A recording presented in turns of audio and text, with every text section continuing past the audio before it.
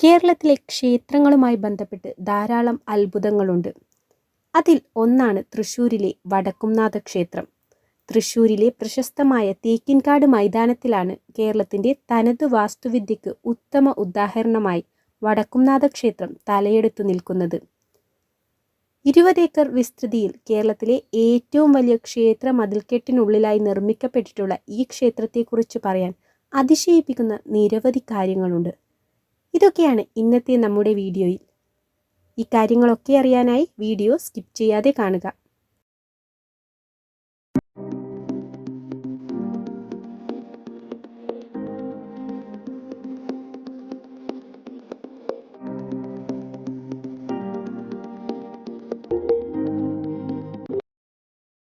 വടക്കുംനാഥ ക്ഷേത്രത്തിന്റെ ആദ്യത്തെ പ്രത്യേകതയാണ് അതിന്റെ ആനപ്പള്ള മതിൽ.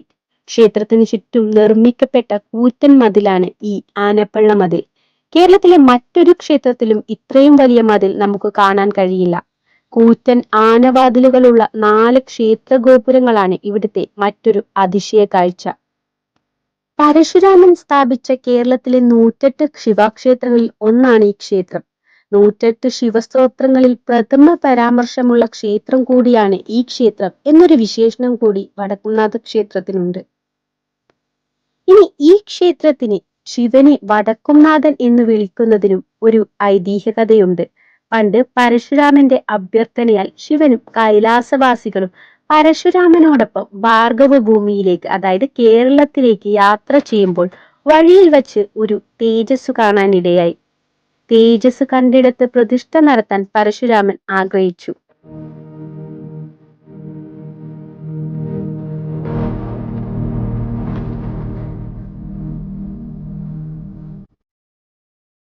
അവിടെ കുടികൊള്ളണമെന്ന പരശുരാമന്റെ അഭ്യർത്ഥന പ്രകാരം ശിവൻ പാർവതിയോടൊപ്പം അവിടേക്ക് എഴുന്നള്ളിയപ്പോഴാണ് മഹാവിഷ്ണുവും അവിടെ പ്രത്യക്ഷപ്പെട്ടത്.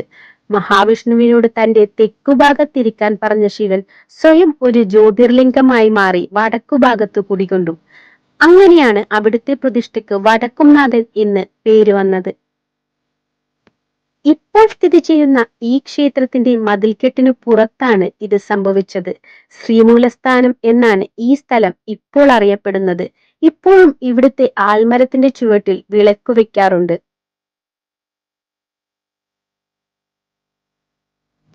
ഇനി തൃശ്ശൂരിന് ആ പേര് ലഭിക്കാനുള്ള കാരണവും ഈ ക്ഷേത്രവുമായി ബന്ധപ്പെട്ട് കിടക്കുന്നു. ശിവപെരുമാളിന്റെ ഊര് എന്ന അർത്ഥത്തിൽ തിരുശിവപേരൂരും പിന്നെ ലോപിച്ച് തൃശിവപേരൂരും പിന്നീടാണ് അത് തൃശ്ശൂരും ആയിത്തീർന്നത്.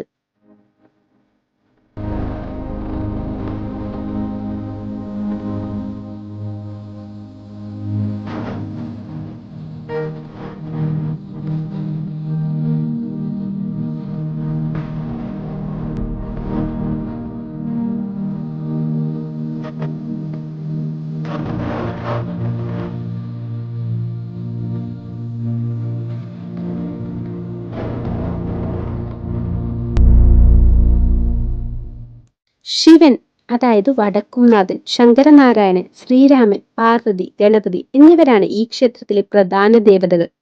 പുരാതന കാലത്ത് ഇതൊരു ബുദ്ധവിഹാരമായിരുന്നു എന്നതിന് തെളിവുകളുമുണ്ട്. വടക്കുംനാഥത്തിന്റെ മഹാപ്രദക്ഷിണ വഴിയെയാണ് സ്വരാജ് റൗണ്ട് എന്ന് അറിയപ്പെടുന്നത്. അതിനാൽ തൃശൂർ നഗരത്തിൽ വരുന്ന ഒരാൾക്ക് വടക്കുംനാഥ ക്ഷേത്രത്തിന് മുന്നിലൂടെയല്ലാതെ കടന്നു പോകാൻ കഴിയില്ല.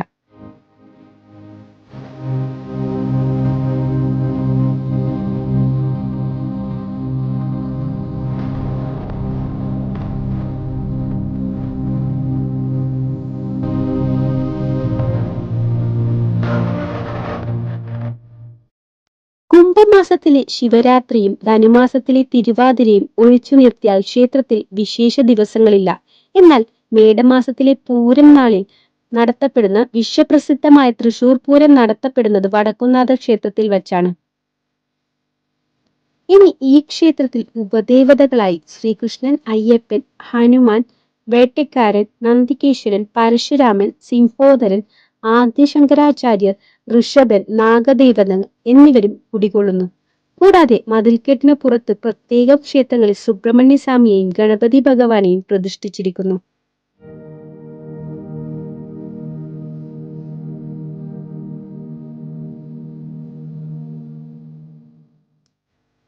കൊച്ചിൻ ദേവസ്വം ബോർഡിന്റെ കീഴിലാണ് ഇന്ന് ഈ മഹാക്ഷേത്രം. ഈ വടക്കുംനാഥ ക്ഷേത്ര നിർമ്മാണം പന്തിരുകുലത്തിന്റെ പെരുന്തച്ഛന്റെ കാലത്ത് നടന്നതായാണ് പറയപ്പെടുന്നത്. പെരുന്തച്ഛന്റെ കാലം 7-ാം നൂറ്റാണ്ടായതുകൊണ്ട് ക്ഷേത്രത്തിനും കൂത്തമ്പലത്തിനും 1300 വർഷത്തെ പഴക്കമുണ്ടാകുമെന്ന് കരുതപ്പെടുന്നു.